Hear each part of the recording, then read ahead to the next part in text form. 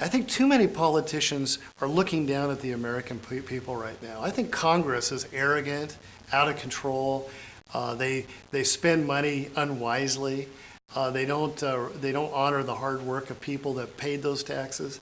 And I think you have many issues across the board, but what you're really looking for is somebody who's on your side. I will oppose any increase in federal taxation. The federal government is big, bloated, out of control, wastes our money every day on museums named after congressmen, bridges to nowhere, and bee studies. I'm sick of it all. And I think I will resist any increase in new taxation. I also, though, believe you have to cut spending. And some of that means hard decisions, but you have to, as a member of Congress, you have to be willing to make those hard choices and tell people no every once in a while. Because when you tell somebody, an interest group in Washington, no, you're really saying yes to the American people. Everywhere I've had the opportunity to cut wasteful government spending, I've been able to do it. And there will be people in Washington, bureaucrats, special interest groups, who don't like what I'm going to do, but I can't wait to get to the wasteful spending and find ways to cutting the federal bureaucracy down so we can return money back to the people.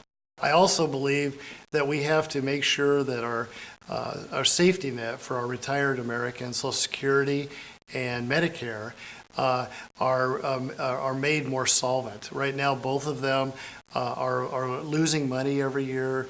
They're inefficient. There's no competition.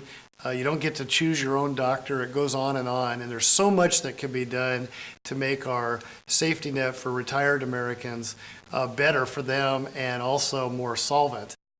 Right now, in a very, very tangible way, what impact congressmen have on ordinary Americans. You need to go no further than your local gas station.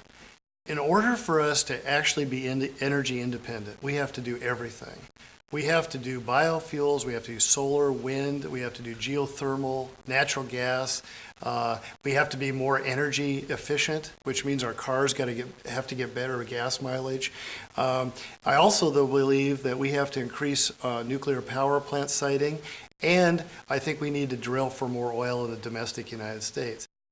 I believe that there's only one way to fight evil and fight crime, and that's to confront it. As a state legislator, I was a co-author of 3 Strikes, You're Out, which dramatically increased penalties for violent criminals. I wrote the bill that eliminated conjugal visits for rapists and child molesters who were actually accessing children and women in state prison facilities through conjugal visits. In order for us to really be prepared for the threats to us from around the world, we're going to have to dramatically increase our troop strength. We're going to have to keep our technological edge with sophisticated weaponry, and we're going to have to increase the number of intelligence agents that we attract to defending America. I believe that what we need to do is trust the American people. Trust their entrepreneurialism. Let them keep their own money as much as possible. Let them take care of their own families as much as possible. And let the American people make as many of their own decisions as they can and keep the federal government off their back and out of their lives. Congressmen represent 600,000 people.